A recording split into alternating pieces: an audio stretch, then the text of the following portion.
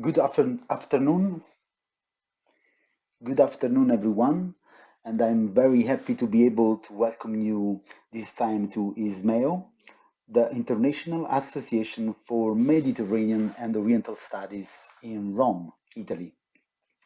So, through the organization of conferences, meetings, and presentations, publication, musical performances, and archaeological campaigns, ISMEO promotes study, research, and cultural collaboration related to the countries of Asia, Africa, and the Mediterranean.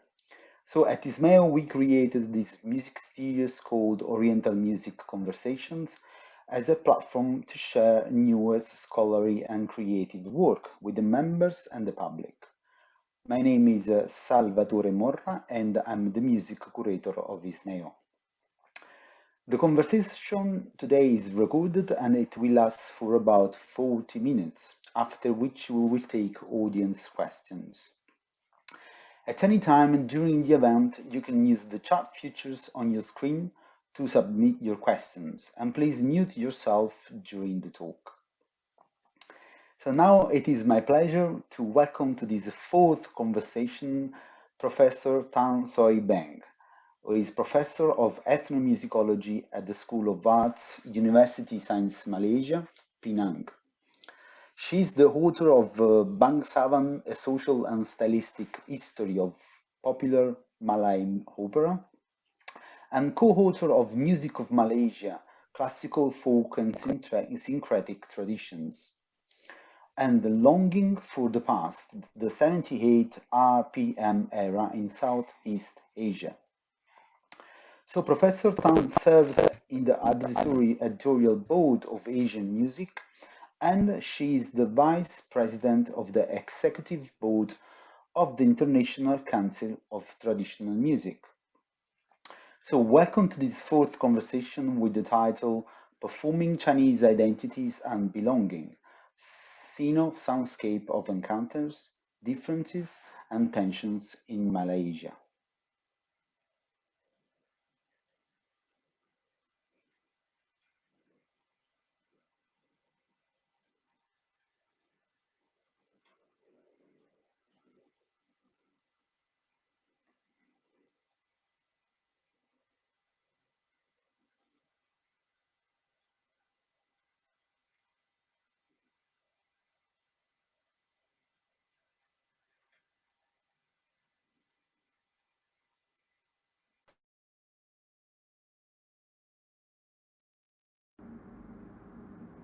Good afternoon, good evening, everyone. I would like to thank the organizers for the opportunity to participate in the Oriental Music Conversations series. My talk today is about performing Chinese identities and belonging, Sino-Soundscapes of encounters, difference and tensions in Malaysia and beyond. Let me begin with the video clip of a song entitled Love Malaysia by a group of independent Chinese singers about working together towards a clean Malaysia and clean elections in 2018.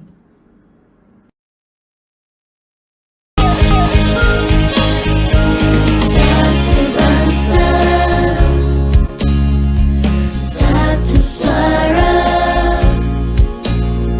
satu negara, kita bersama-sama. Malaysia, kita semua anak Malaysia， 就算外面再多风吹雨打，我知道什么才不换这力量。我不怕，在我心上有一个家，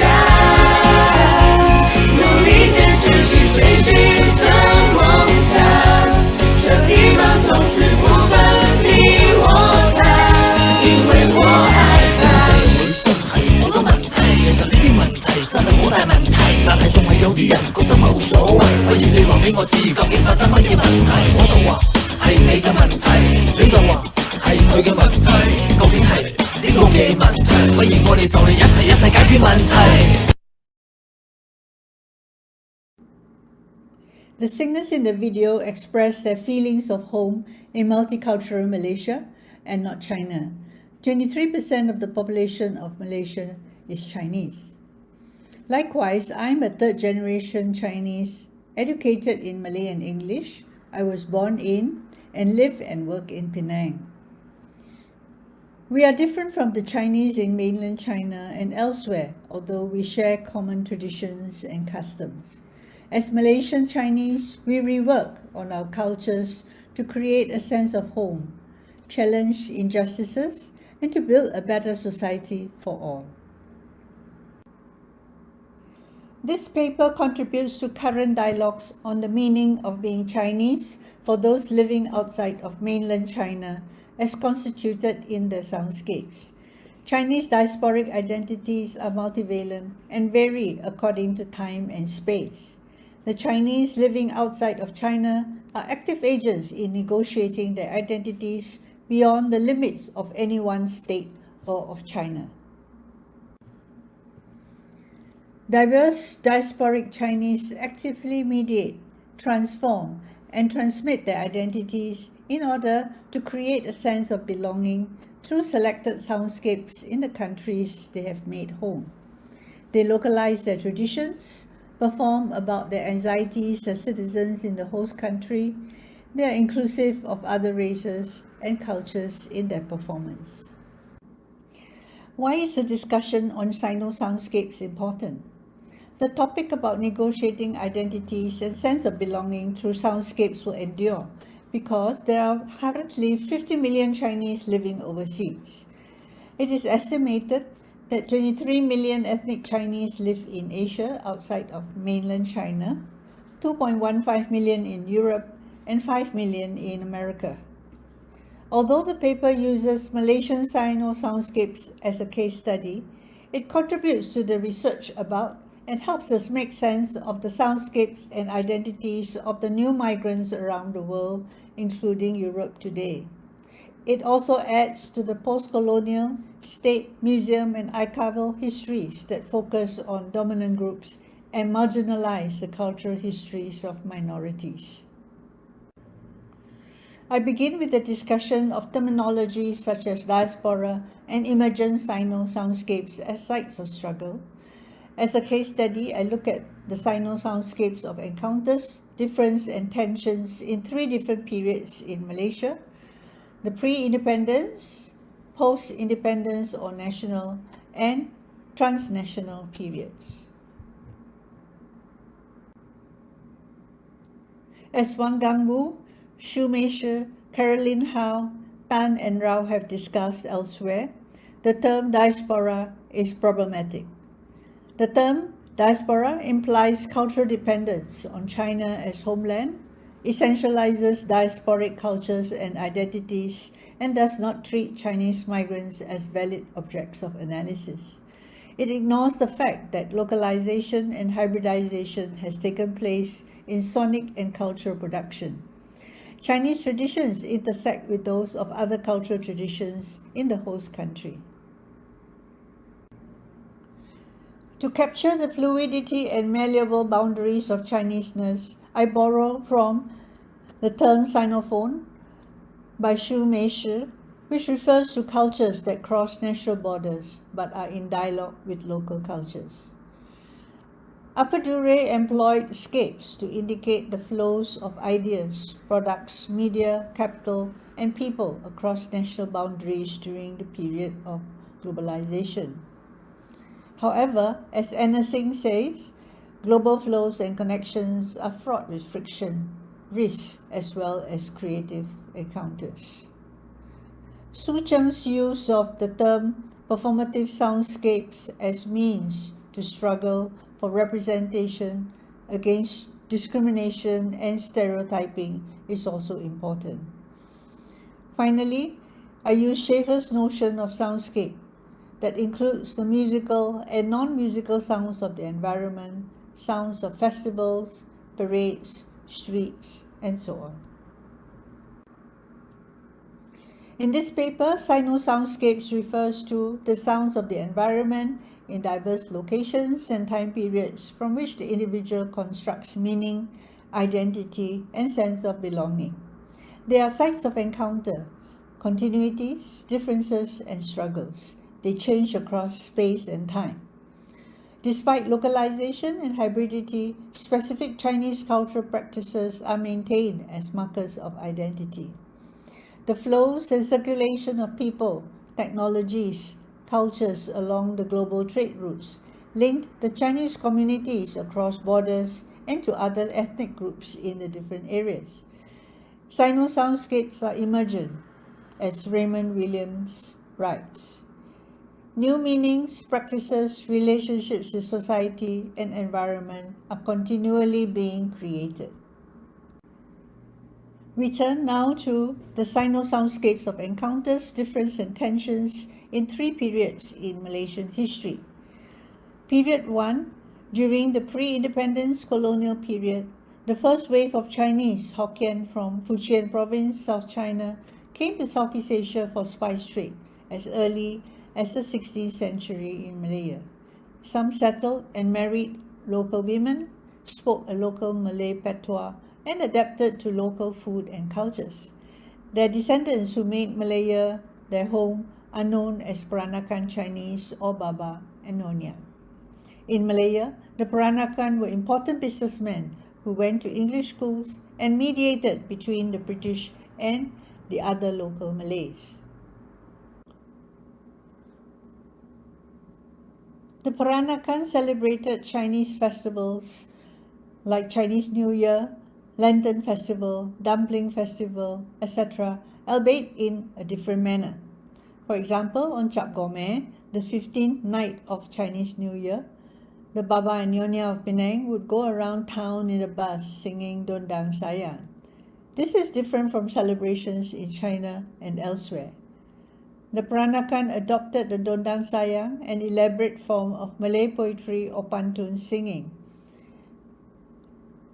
It was accompanied by the Ronggeng ensemble, comprising the violin, rebana, frame drums, and gong, brought by the Portuguese in the 17th century.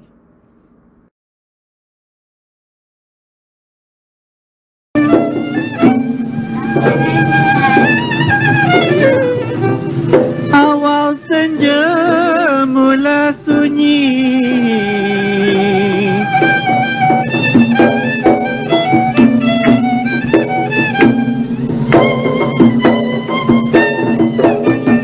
awan dayang mudik ke hulu,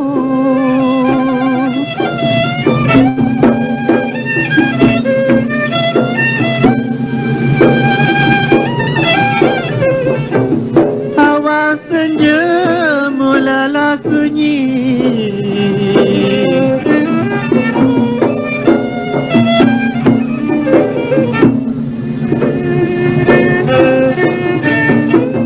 Awal nyanyi, mulalah nyanyi, alah dondang sayang, dondanglah sayang, bismillah lagu.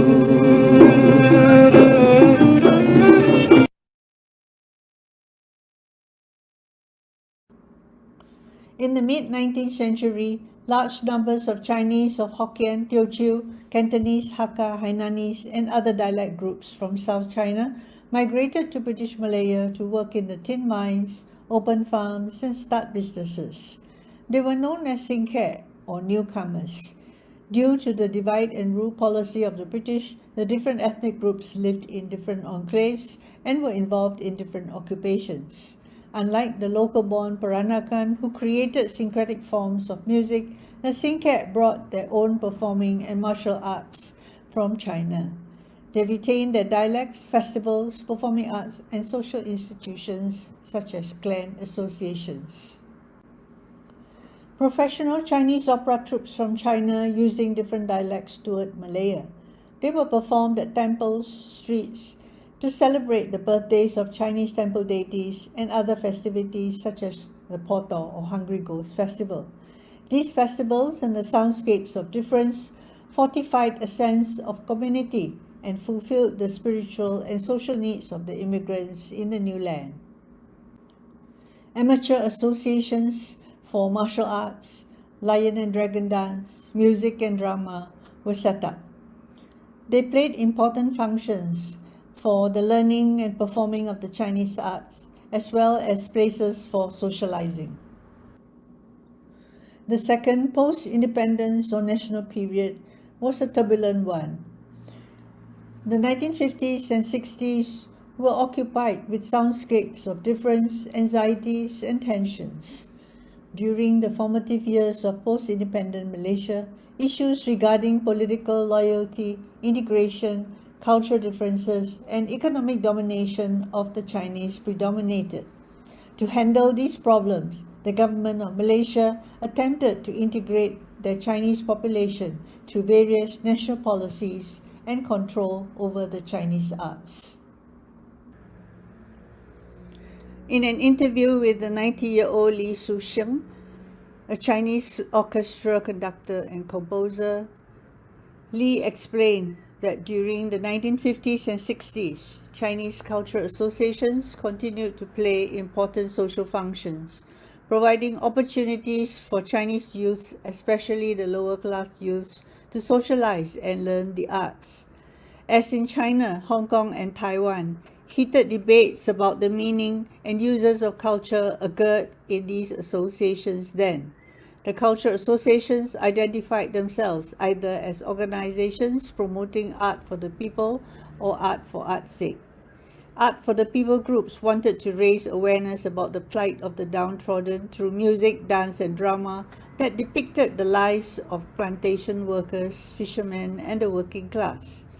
The Art for Art's Sake groups viewed art essentially as a form of artistic and aesthetic activity.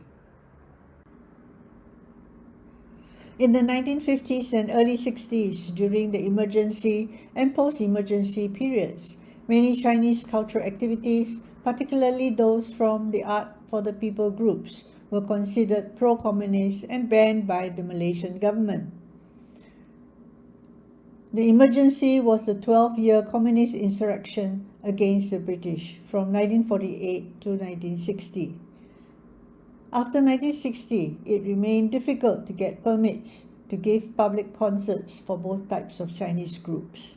The groups could not sell tickets for concerts as permits were given at the last moment and often not granted. Cultural activists and university students, such as Chinese Language Society members, were arrested for their alleged political ties with the underground Communist Party of Malaya. For these cultural groups, it became increasingly difficult to operate. Subsequently, the 1970s and 80s witnessed the consolidation of Chinese performing groups and the unity of different types of Chinese for specific occasions. This was a result of the rise of ethnic consciousness and response to two national policies that were considered discriminatory and assimilationist, respectively.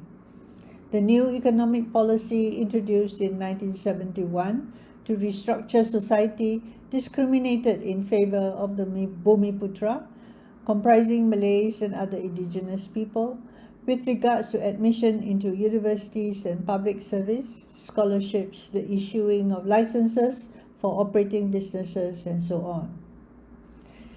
The national culture policy that emphasized Malay culture as indigenous was perceived as assimilationist that would lead to the demise of those cultures the government identified as non-indigenous.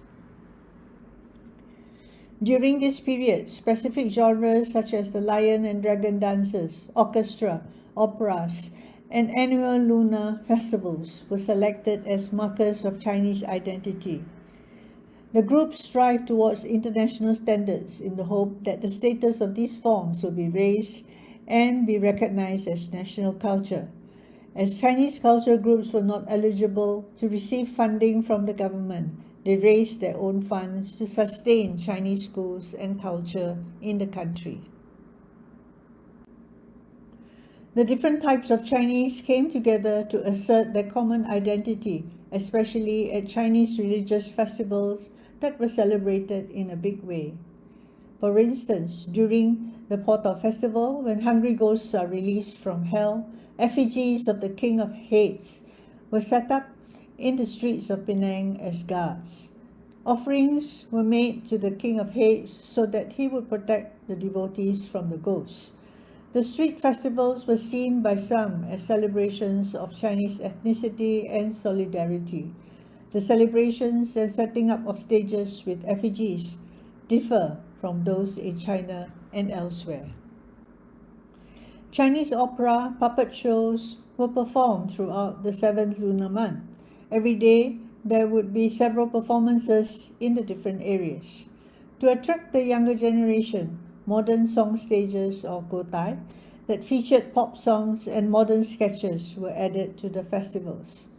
With large crowds gathered, Chinese politicians, educationists, and cultural activists used the modern performance stages to give talks about issues regarding Chinese education, raising funds for schools, hospitals, and the survival of Chinese culture.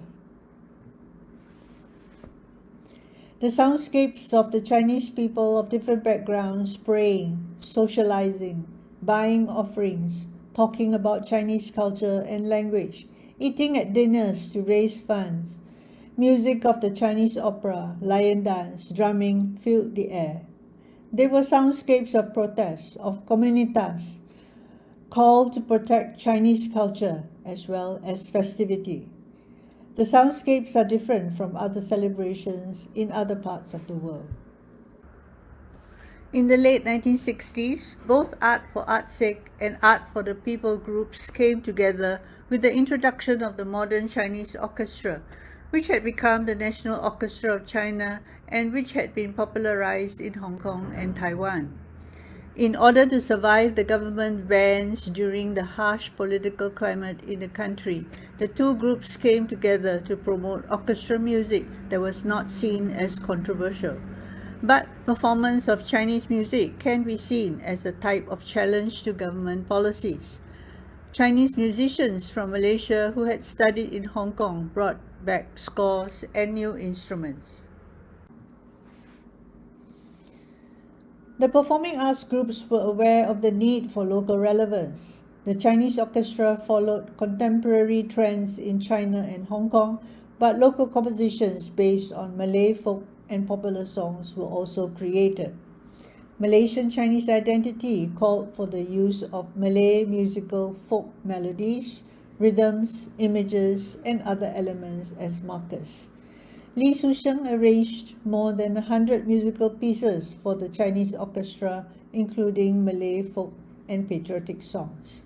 In the arrangement of the patriotic song Tanah Pusaka, Land of Inheritance, composed by Ahmad Marikan, Li clarified, "I wanted to show the beautiful melody and the image of a wide paddy field that represents the idea of freedom and a place that is undisturbed by problems such as noise pollution, an ideal place for the people."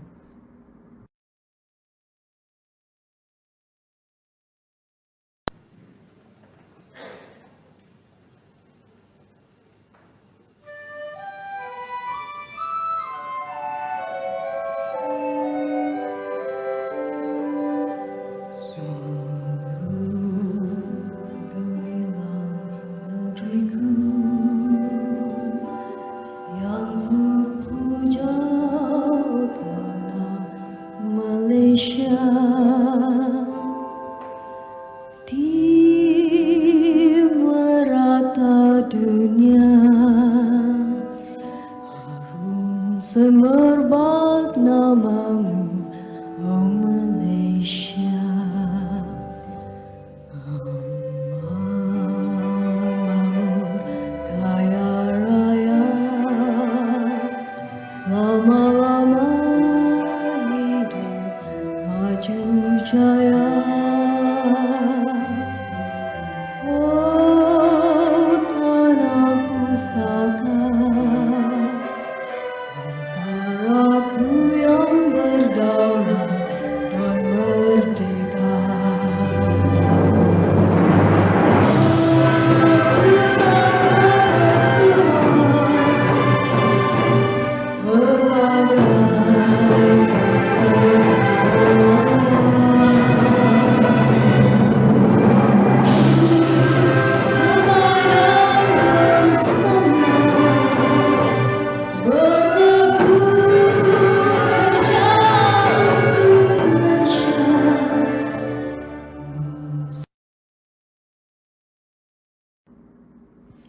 Other Chinese cultural groups such as the Lion and Dragon Dance, martial arts, theatre, visual arts groups also consolidated to revive their own arts and culture, as no funding was forthcoming from the government. The Lion Dance is important to the Chinese as it is believed to bring good luck and prosperity. It is performed at Chinese New Year, opening of businesses, and to welcome important officials. Statewide associations such as the Penang Chinese Martial Arts Association were set up to promote the sharing of skills in lion dragon dancing and the martial arts. The organizations also helped in the application of performance permits from the police. The lion dance was an important marker of Chinese identity. It resonates with the everyday beliefs of the Chinese. Success and good fortune come with hard work, discipline, good luck, teamwork. The lion dancer has to train hard and experience danger. Just as the lion is the defender of religion and the protector of the community, the lion dance represents the protection and survival of Chinese culture.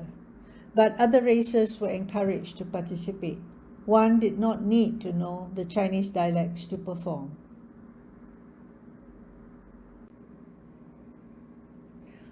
In the Southern Lion, the highlight was the Chai Ching, the grabbing of the green vegetable to which a red packet is attached. Revived interest encouraged innovation. New techniques and obstacles to get the Ching were invented. The lion had to climb tables, walk on planks, tiptoe on pots, earthenware, climb bamboo poles or stools tilted at an angle to grab the green vegetable. Daring tricks were invented for competition. In the Mei Hua Zhuang, meaning plum blossom pillars, named after a type of kung fu, the lion has to climb 20 feet high poles representing hills, walk across a bridge made of 2 ropes, and jump up another high pole to get the green vegetable.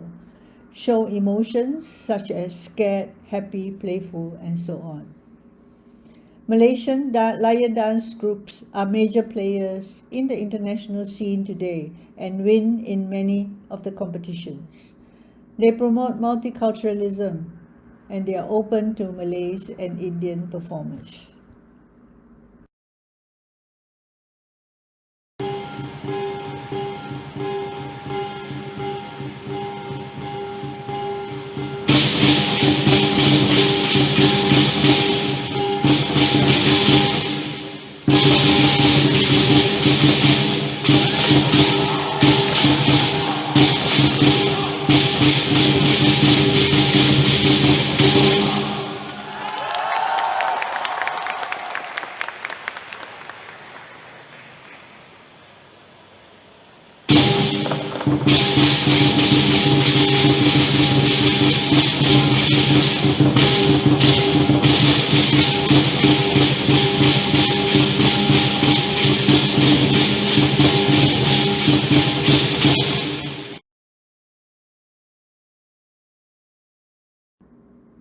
In order to be recognized as valid forms of Malaysian arts and to be considered as part of national culture, there has been an attempt to localize, be inclusive of other races, and to raise the standards of performances. Both the Chinese orchestra and lion dance groups have achieved this today. Most of the Chinese schools have their own Chinese orchestras. Children learn the dragon and lion dances from young. They enter and win in international competitions. Musicians study in conservatoires in China, Hong Kong, and Taiwan. They collaborate with one another. The question of national culture seems to create less controversy and has become less politicized in the late 1990s. There appears to be a liberalization of government policies towards the Chinese language, culture, and education, particularly in the mass media. In the era of globalization, the younger generation Chinese musicians travel to and from China, Hong Kong, and Taiwan for study and performances. There is a fair amount of cultural exchange between the Chinese groups of the various countries. Musical creations and audiences spill over ethnic, language, space, state, and other boundaries. In Malaysia, a cosmopolitan form of Chineseness based on multiculturalism and transnationalism has emerged. But the musicians based locally and overseas continue to negotiate their feelings of home through music, recalling memories about life and changes growing up in multi-ethnic Malaysia at the turn of the millennium. They appeal for a better and just Malaysia. I shall now play and analyze 5 examples of emergent soundscapes of encounters, difference, and tensions in the transnational period. In example 1, Hand's percussion has wowed audiences in Malaysia and overseas with its contemporary theatrical drumming that merges the Chinese shigu or lion drum with the Indonesian gamelan gongs, Malay gendang, and kompang, as well as Western and African drums. They perform encounters in multi-ethnic Malaysia and elsewhere. They show creative ways of blending soundscapes towards creating a Malaysian identity.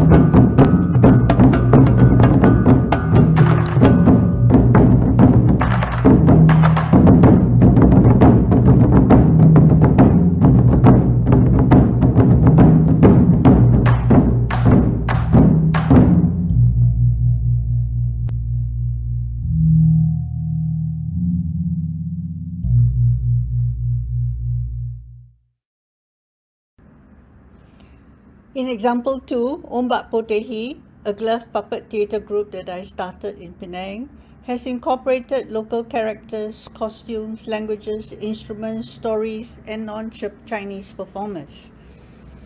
In the next slide, Kasim, a Penang Indian Muslim, sings about how his grandfather had to land in Pulau Jerajak for injections before he landed in Penang.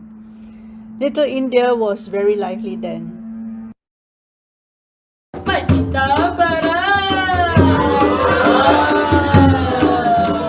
Singgah dekat Jerejak kena paksa periksa tengah suntik. Agak penyakit tak berjangkit. Sampai Penang atau Tuipi mana yang pergi kat Lebo Pasar. I tell you rumba pereo. Little India hari-hari kan macam pesta.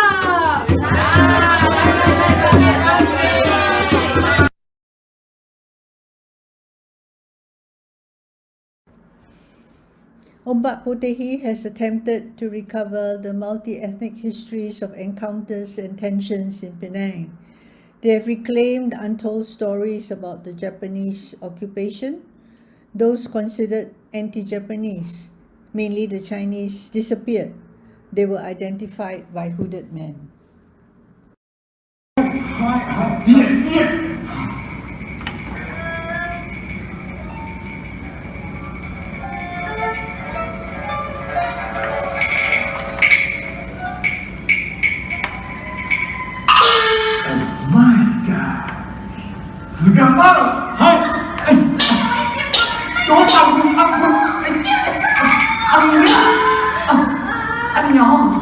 Mati yo, kono na kawaiso.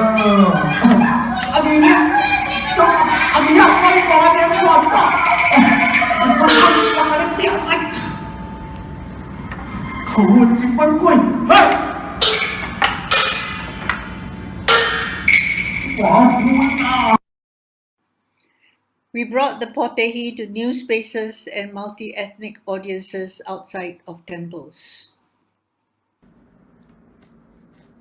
The next few examples are popular songs by transnational pop singers like Anu and Namewee about encounters with other cultures and anxieties living in Malaysia. Tan Keng Siong, Agu or Anu, Mandarin or Hokkien meaning cow, is a Malaysian Chinese folk singer, film star from Penang, but is based in Taiwan. He is known for his quirky folk song styles about Chinese identity and everyday life in Malaysia. In the next clip, he sings about shared drinks, foods, games, performing arts that all races in Malaysia enjoy.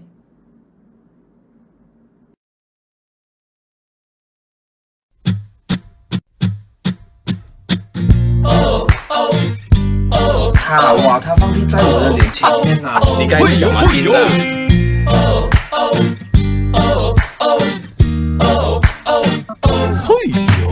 Kopi o kau-kau, ai punya suka.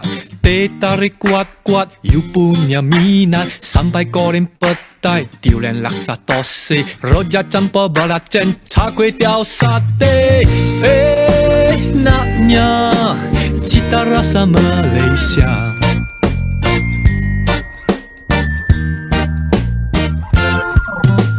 Langit biru-biru, bunga raya merah. Gasing pusing-pusing, water terbang tinggi. Bola sepak takraw, badminton dan hoki. Line dance, tong-tong chang, kita satu hati. I love you so much Malaysia. Hey, ku cinta padamu. Wee Meng Chi, a Malaysian Chinese hip-hop composer, recording artist, singer, and actor who studied mass communications in Taiwan, travels between Taiwan, China, Hong Kong, Singapore, and Malaysia. He uses the hip-hop genre and video to make social commentaries about the politics and injustices in Malaysia. Wee gained popularity after releasing a controversial song entitled Negara Kuku, where he raps over the national anthem of Malaysia, Negaraku. He raises controversies about police corruption, inefficient public services, and affirmative action in Malaysia. Wee was interrogated at the police station for his lyrics about corruption and images that can cause disharmony or feelings of hatred.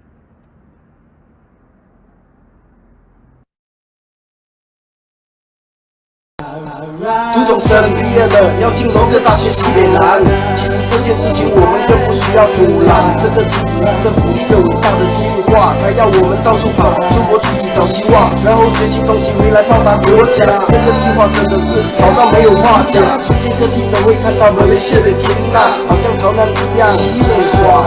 2007马来西亚闹观光，华人文化统统拿出来宣传，初中生政府根本不想管，文明不系统感。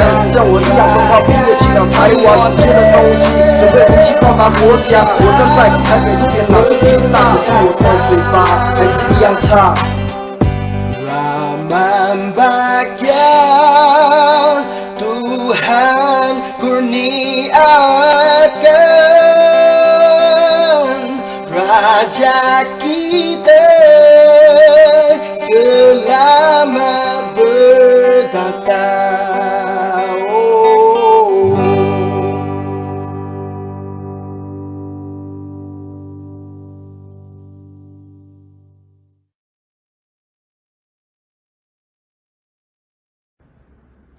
In Ali, Akau, and Mutu, common nicknames for the Malay, Chinese, and Indians in Malaysia, Namewee collaborates with famous Indian and Malay singers. In the 2019 version, he sings about how the different races on the ground grow up together and remain friends years later if there is no political intervention. In 2021, he changed the images and called on the people of all races to come together to fight the COVID pandemic.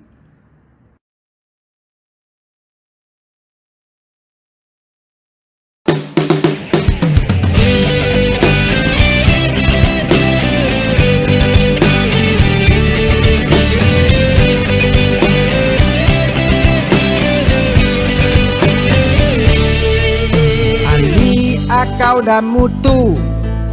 Tiga budak yang nakal, cikgu dan guru besar, semua orang tak suka. Selalu ponteng sekolah, pergi pantai makan rojak. Ibu bapa pun sakit kepala, budak yang kurang ajar. Dan 60 tahun kemudian mereka sudah jadi orang tua, sahabat karib macam saudara, tetap tidak retak nyanyi kuat-kuatlah. Ahli akal dan mutu bersama, kawan selama-lamanya, satu hati satu jiwa. Kita semua rakyat Malaysia, tak kira darah dan warna, hanya satu impian, satu negara.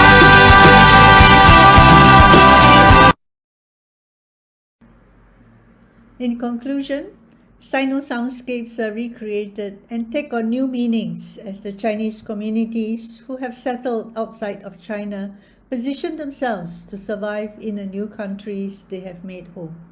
Selected memories are maintained as Chinese cultural markers. The boundaries of these markers are, however, not fixed, but tend to be flexible. They change in time and space. Through their performances, the Malaysian Chinese recall memories of encounters, such as growing up with friends of other races, sharing the diverse cultures and foods, but also their feeling of injustice due to affirmative action and discriminatory policies. As citizens, they call for the recovery of their histories and rights in Malaysia. They communicate a multicultural sense of belonging and work with other races for a better Malaysia. Our examples show that without political interventions, there is a natural desire to integrate with other communities as fellow Malaysians. After all, multicultural Malaysia is home. Through a focus on Sino-Soundscapes, we find out how Chinese identities are recreated, changed, passed on, and contested among the Chinese overseas. It takes us away from essentialist definitions of Chineseness and a single fixed China-centered identity. People have the agency to select what cultures to retain or recreate during the different eras. Their multiple identities can only be understood within the context of the socio-political and historical conditions of the particular period and place that shaped that formation. Chinese living overseas no longer look to China as homeland. Different levels of acculturation occurs as the Chinese come from diverse social, economic, educational, generational, and political backgrounds. Chinese identities are based on some aspects of tradition and ancestry, which are localized and transformed. Even Chinese transnationals who travel widely between Malaysia and the world do not sever ties with feelings of home and some aspects of tradition. As global migration increases, the emergent types of soundscapes discussed here will continue to affect people on the move. The relationship between soundscapes, identities, and belonging will remain fluid, contextual, and negotiable. Individuals actively make conscious decisions in order to survive. Nation-states, museums, and archives would do well to pay attention to the soundscapes of migrants in the new lands as they portray the agency of migrants in creating new identities, the anxieties, the attempts to integrate with the whole society, and sense of belonging. Terima kasih, kamsia, xie. Thank you.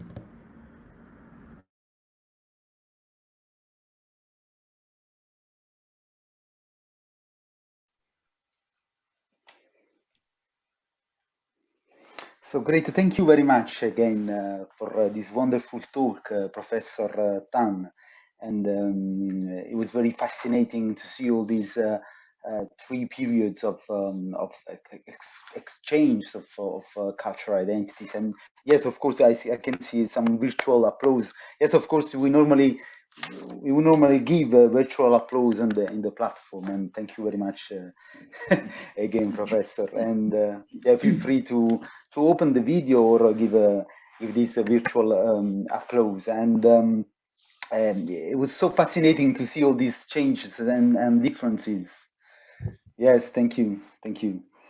And among these three periods, no, of I was really fascinated by how the use of inclusion of musical instruments, no, how they changed between the pre-colonial, the post-independence, the national period, and and especially the transnational period, the use of musical instrument, also the musical forms you show the popular singers as well, and. And it was fascinating also to see for us in Europe, and we are really close to also to the Middle East and to other religions like Islam. It was really fascinating to see how the puppets, the gloves puppets, and the little Indian, the Muslim identity also phased in Malaysia. And I'm sure these themes will prompt so many questions from the audience, and we can now open the floor for the questions. And you can easily unmute yourself, raise your hand for the question, or just unmute yourself, and you can ask a question directly to Professor Tan. Thank you, everyone. I think while you are thinking about your question, maybe I can just explain a bit how I came up with all this information. Actually, in the 1980s, I did my master's thesis on the Porto, the Hungry Ghost Festival. And I followed the musicians who were performing for the festival to all the different areas that they performed in. And I also attended all the meetings of the groups that were, that spoke about Chinese culture and Chinese education. So, the information is actually based on direct participation and working and doing research with the musicians. Yeah. I also joined a Chinese orchestra in the 1980s, mainly to learn how to play musical instruments, but also to find out how the organizations work and how they organize themselves, how they funded themselves, and so on, and who are the people who are in these Chinese orchestras. And it was an eye-opener because the people that played together with me. I mean, I was learning the erhu and trying to speak Mandarin. So, the people who taught me the instruments and language they were actually people who just very common working class people, like people who were selling medicine in the streets, or people who were salesmen, people who repaired bicycles and so on. So actually, I interacted with the common men in the streets who were trying to learn musical instruments and to socialize with one another outside of their work. So the sentiments that were expressed to me then, that is what I've tried to convey in this paper. Yeah. So and today I continue to work with these people, although I don't join the orchestras anymore because they are very, very professional. They have people coming back from Hong Kong, Taiwan, and China who play professional music. So, but I am in communication with them because they sort of refer to me for help, when they want to compose music about that has Malay elements or other elements that doesn't sound so Chinese. So I'm actually actively working with these people still. And I know them from young because, you know, they were very young, and then they went overseas for training, and now they're back and they're conducting the orchestras. Yeah.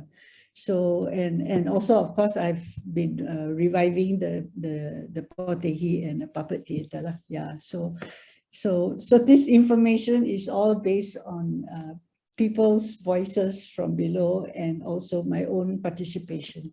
Yeah. Yes, So thank you, I'm happy and many to take. information. Yeah, I'll be happy to take any questions. Yes. Yes, we have a Hi, question from, yeah. can I From, ask a question? yeah, I think it's better if you raise hand first, because Oh, sorry, so we can sorry. queue. We can Okay, queue. sorry. No, it's okay. There's someone already raised the hand, and can ask a question. Then we have Paul. Thank you. May I speak now? Thank you. Yes. Yeah.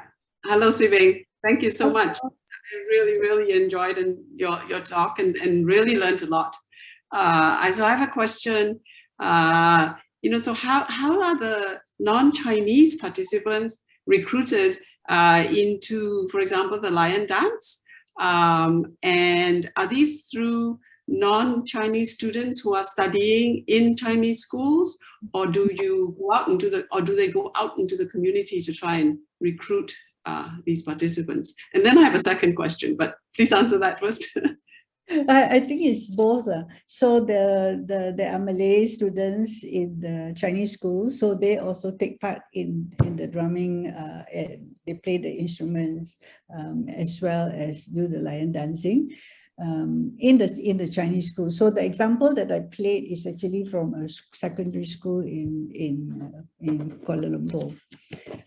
But I also know that they also recruit Indians and Malay kids who are, who want to do martial arts. Yeah.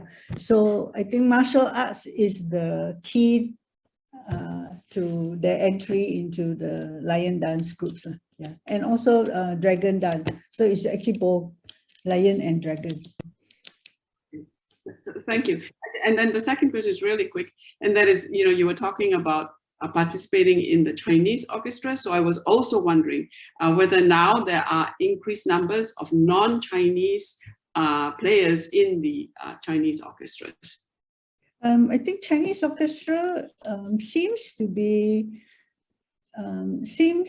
more Chinese. I mean, they have not really taken in like Malays and so on. I don't really know why, but I think technically you do need to learn, and you need the language a bit to learn. So I think that if you don't have the Mandarin language, it's a bit hard to join the orchestra, because everything will be conducted in Mandarin. Yeah. So the students, the Malay students in the Chinese schools, I think prefer to do martial arts for some reason or other. Yeah. That's how I but what I see now. Yeah. Thank you very much.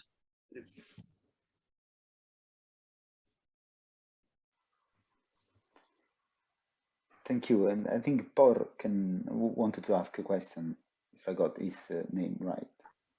Thank you. Yeah, okay, thank you. Thanks, Beng, for a very fascinating talk. I was just wondering, because your work is about Chineseness, right?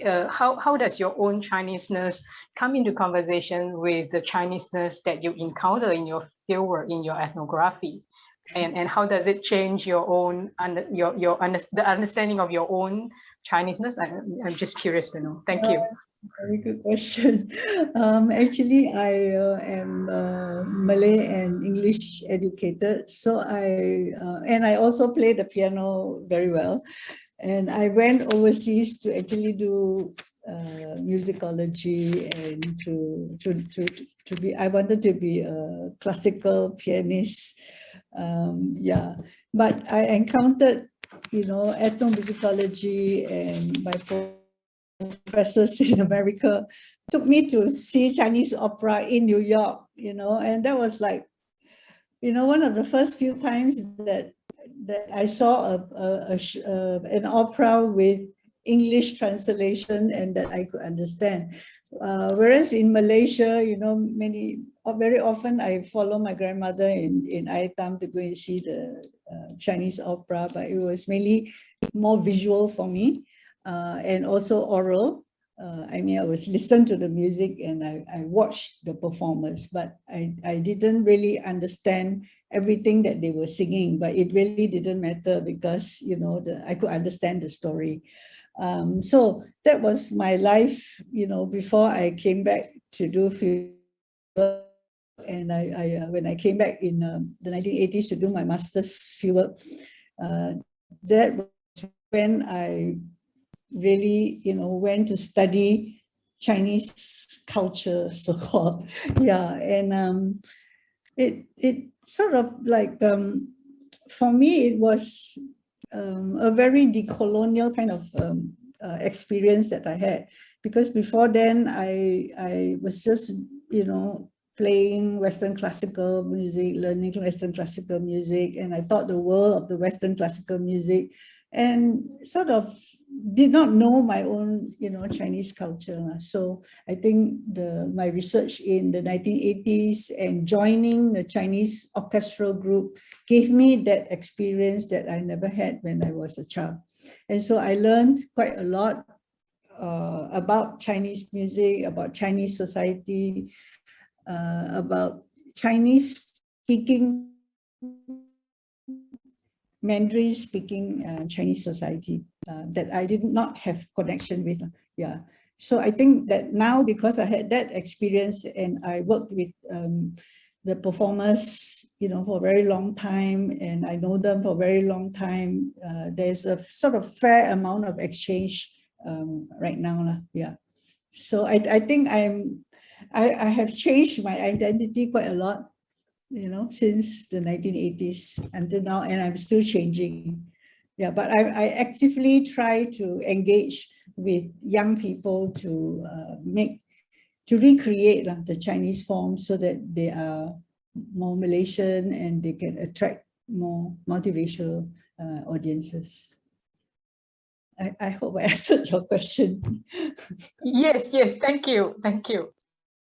Yeah, I have a question, of course, because all these ethnographic methods and questions, I was really fascinated about how in the Chinese orchestra you mentioned, you described how the inclusion and then exclusion of musical or different traditional musical instruments changed from the national period to the transnational period.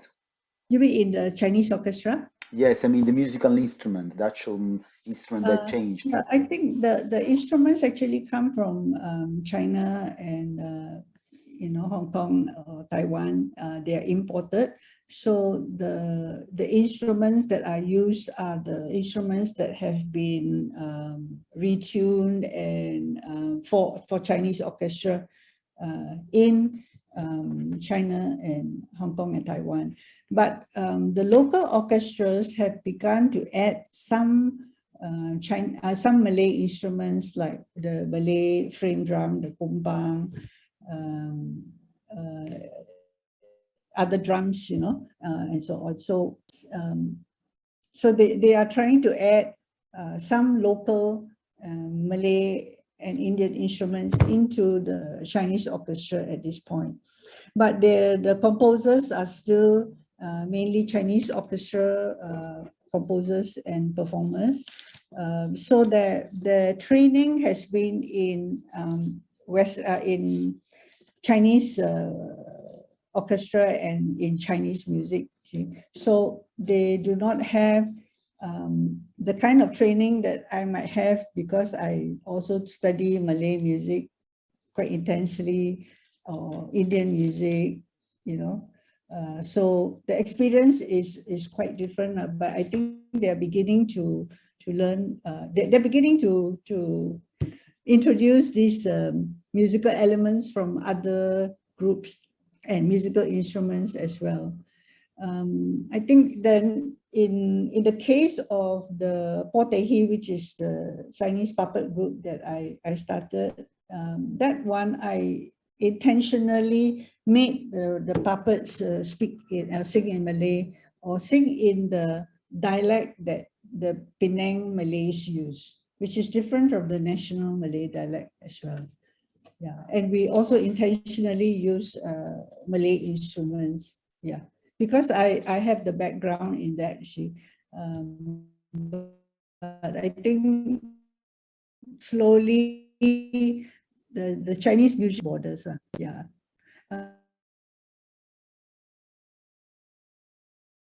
The drummers have gone very, they exchange with people in Africa and drummers in Japan, in China, as well as Malay and Indian drummers. So they are very, very advanced where crossing borders is concerned. Yeah.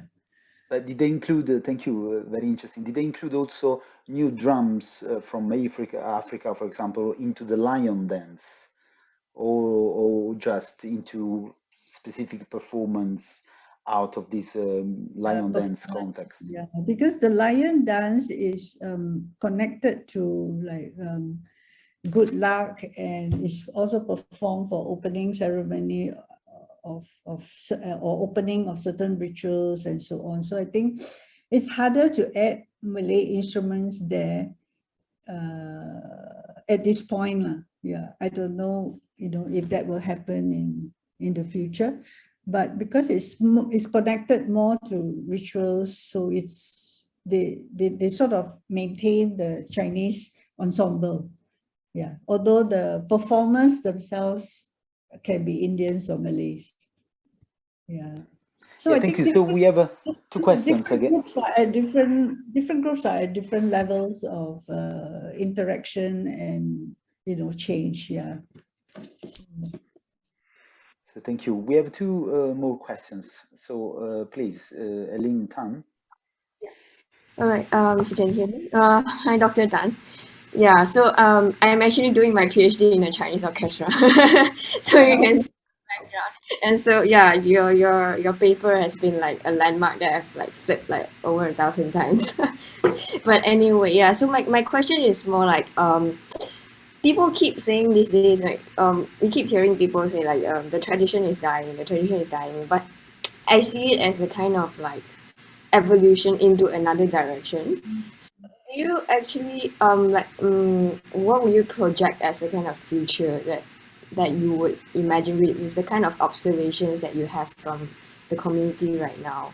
Because from what I see is like there is this one part who wants to go like, oh, let's go hybridize, let's go like transnational, and there's this other part of like let's say the lion dance and all those prayers and things that are more like let's just stay in the tradition. So what do you see for the future in that case? Yeah, thanks for.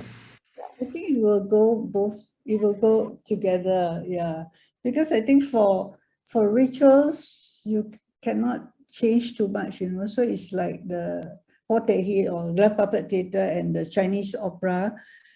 They maintain the music instruments because and the stories, because the performances are for the gods, right? So you cannot change too much. But in my case, because I changed the function of the potehi to one that is more for entertainment, then we can introduce changes and new instruments and so on. That is not a problem. Yeah, but for spiritual and ritual purposes, it's very hard to simply add new instruments because the gods might not like what we are doing. So I think it will go both parallel. The tradition will not be lost, but the tradition will change as well. Yeah, but we really can't see what is going to happen. But I think for me, it is quite natural to mix with people of Malaysia who come from different races. It's just very natural. But it's if the government is trying to tell us, no, you should not do this, you should just do it this way, then of course people will protest and, you know, do some other thing, right? So, you know, my point here is also that there should not be control over the arts. There should not be censorship or banning. You know, people really know how to control themselves, how to self-censor, how to, you know, cross borders without having been told how to do it. Yeah. So I think in the case of Malaysia, the national culture policy is being revisited, and I hear that they are to rewrite it. So I think it is very important to make a statement about, you know, inclusivity in the new national culture policy, if there's one. Yeah, although I think there should not be any national culture policy. Yeah. So thank you. So we have another question from Patricia. Hi. Hi, Beng and everyone.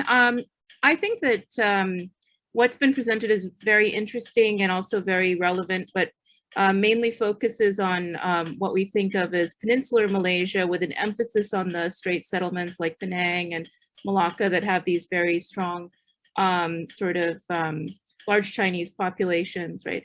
I was wondering if Beng could also comment on the indigenization of Chinese performance traditions in Borneo, because I teach at University Pendidikan Sultan Idris, and we have a lot of students from Borneo, and I've also seen quite a few sort of interesting syncretisms that happen in Borneo, like you get the lion dance together with the Mengunatip, right? Or you get sort of a lot of you know, Dayak groups have incorporated elements of Chinese tradition, and it becomes a Sino-Kadazan kind of, or Sino-Dayak form of performance. So I was wondering if you could kind of just speak beyond the peninsula as well, and maybe speak a little bit about those traditions in Borneo. Oh, Pat, I actually have not done any work in Sarawak and Sabah about the Chinese there, so I won't be able to comment. You know, I think maybe you and your students will be able to tell me more about that. Yeah. So I should be doing that work, but I have not. So I can't really comment on that at this point. Yeah. So, Okay, so do you think that they are they trying to combine lion dance and other dances as well? I mean, I can just, when I was in Borneo, and what I've seen is, you know, you have the Mengunatip, which is, you know, some might know, it's similar to the Tingakling, it's a bamboo dance, right? And so I've seen combinations where you have, you know, the lion is actually dancing the Mengunatip.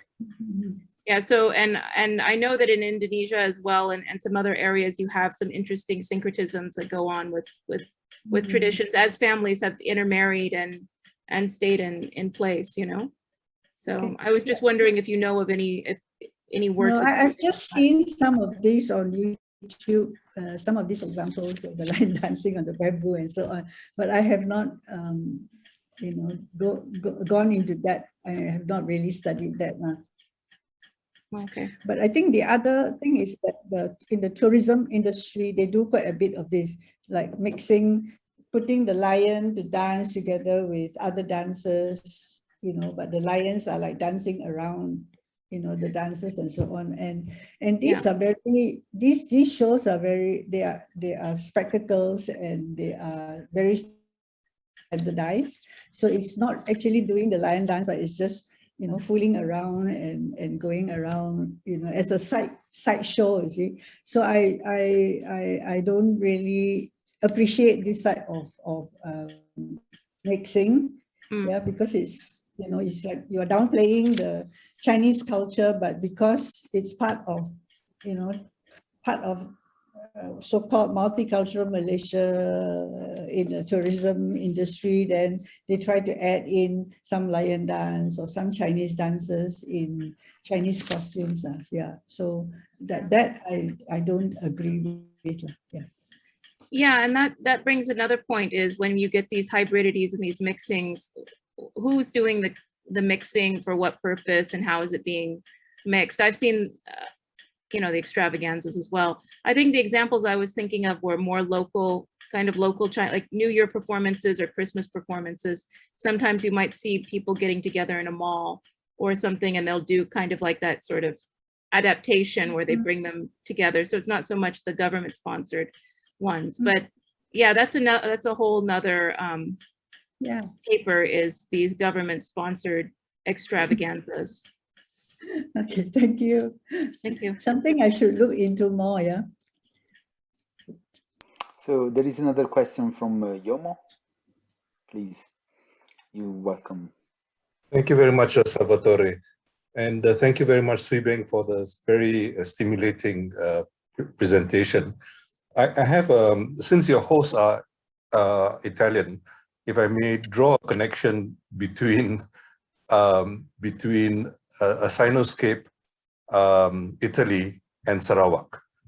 And it's a rather, okay, so somebody whom almost every Italian knows is a man named Salgari. And he invented a character called Sandokan.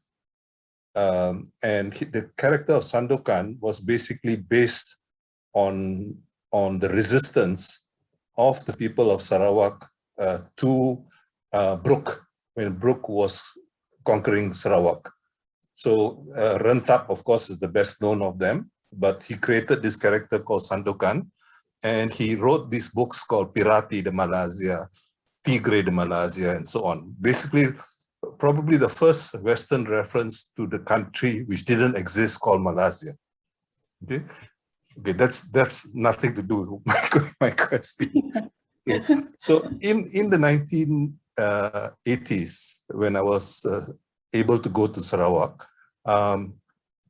the Sarawakian football team had a slogan called Sayot, Ngap Sayot, okay, which refers to your lion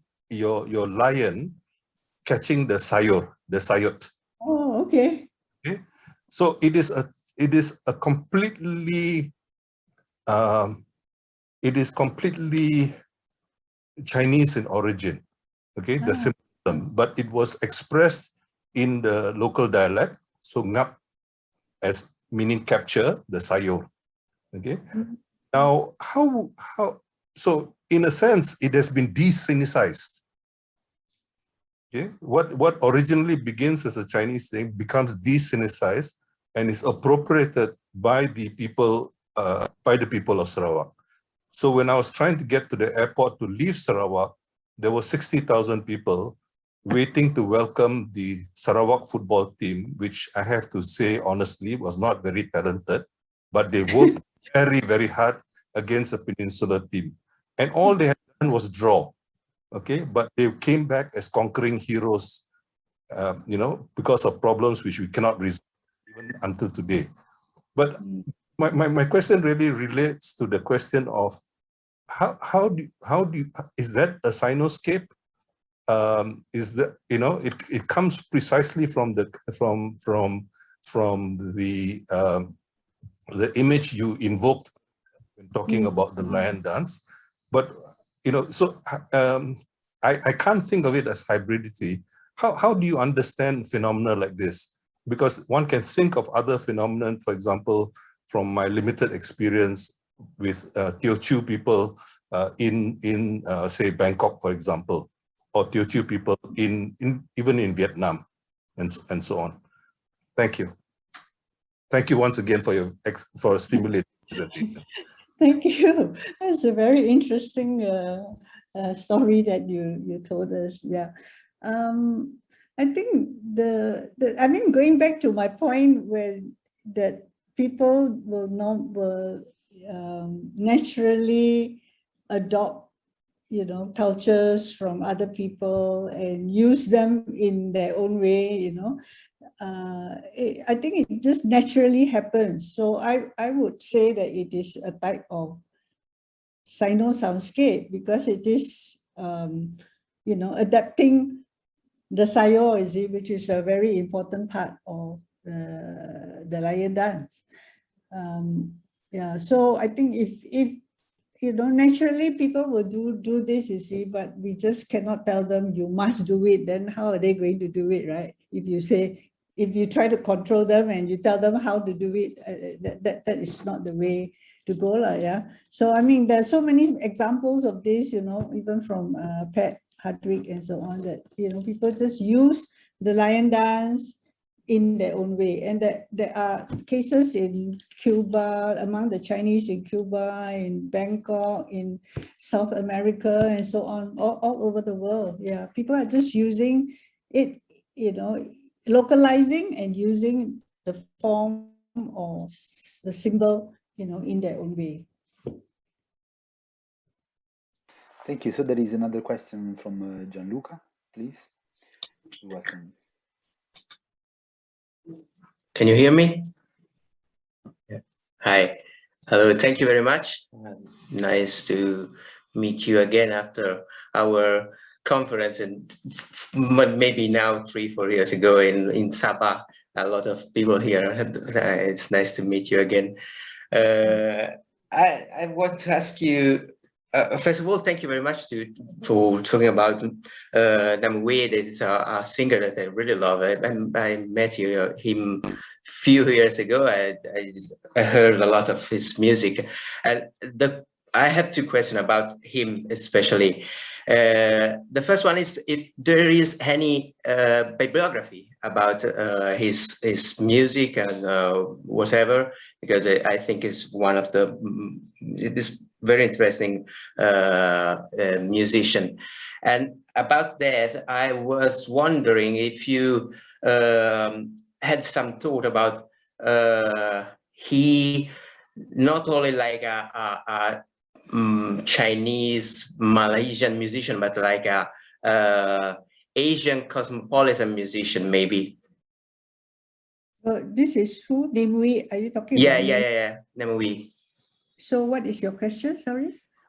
I was wondering if it is somehow, can he be considered not only a Chinese Malaysian singer, but a cosmopolitan Asian singer?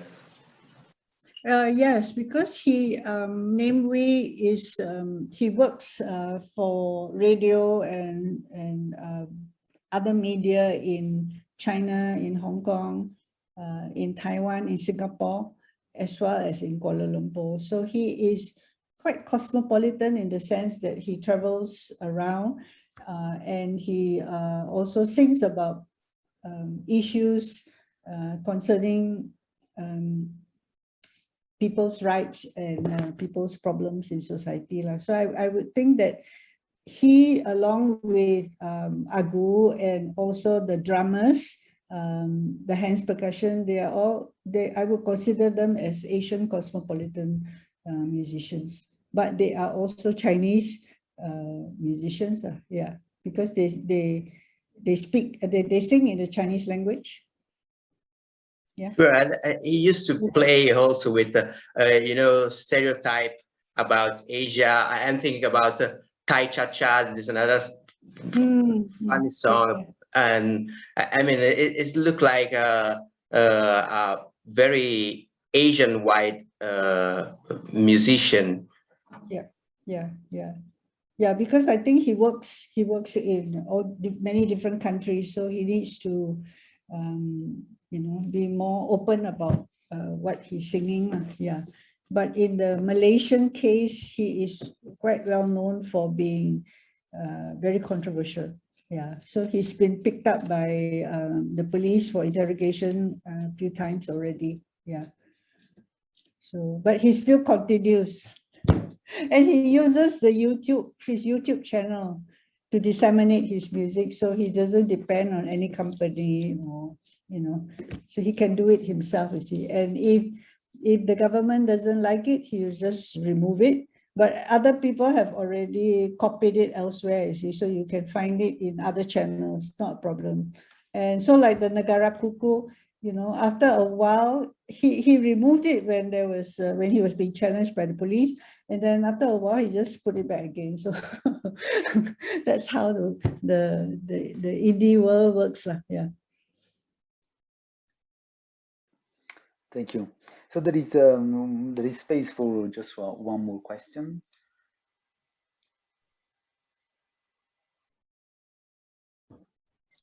Hi, can I ask a question? Yeah, sure. Prof. Tan, I was just wondering about survival and sustainability of the art forms like lion dance and dragon dance, because they are quite difficult to master, and I'm not sure whether the generation today they can actually go through this hardworking discipline kind of training to ensure its survival. So do you know whether there are still Generation Z kids who are actually still able to actually, you know, persevere the training? Yes, yes, because the video that I showed is a very recent one. It's a competition for recent one, because the thing is that now they train young people to compete in international competitions. So it's something that you know, the young people actually look forward to, you know, to show in international competitions. But locally during the Chinese New Year, the groups also go from house to house to perform, right? And they can collect money that way. So it is, it's very, very popular even among the younger generation today. Yeah. And I think it will be sustainable, you know, because they are training themselves, they depend on themselves. They don't depend on the government for money or anything, right? So they support themselves, they organize themselves, and they disseminate information among themselves. So in Malaysia, they have also set up groups, organizations, like a statewide organization for martial arts, or federal organizations for lion and dragon dance. Yeah, so these organizations actually help to coordinate the activities of the performers of the different groups, help them to apply for permits for performance. They still have to apply for permits for performance, and also for international competitions. And they also connect internationally. So that's why I said my point about being professional and training to a high level so that you can compete internationally is very important to be recognized. And because they are recognized like this, you know, they can sustain themselves, and young people will want to join, and young people of different races as well. Yeah. Yeah, I think for sustainability to take place, you have to support yourself and you have to be self-sufficient. We cannot depend on the government for funding or what, you know, it's not going to work. Yeah. So transmission must actually be done by the tradition bearers themselves and not by academics. Yeah, so that's the way towards sustainability. Yes, thank you. So for those who want to watch the seminar again, it will be uploaded soon on the YouTube channel of Ismail. And so again, a virtual applause, big virtual applause to Professor Tan, and thanks ever so much for this wonderful talk, and thank you everyone for participating. And the platform to speak. Thank you very much. Bye bye. Thanks to Everyone. everybody who attended.